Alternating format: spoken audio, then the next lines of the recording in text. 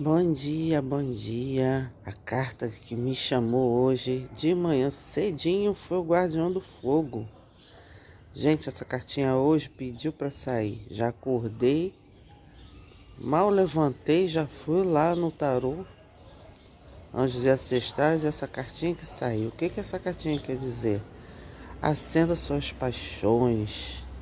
Hoje é dia de você acender a fogueira dos seus desejos, de realizar. Tá, hoje é dia de você impulsionar o que você está querendo fazer. Em contrapartida, também tenha cuidado com os excessos, tá?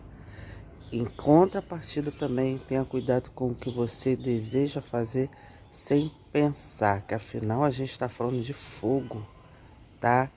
Não deixa morrer aquela chama da esperança em você, não deixa morrer aquela chama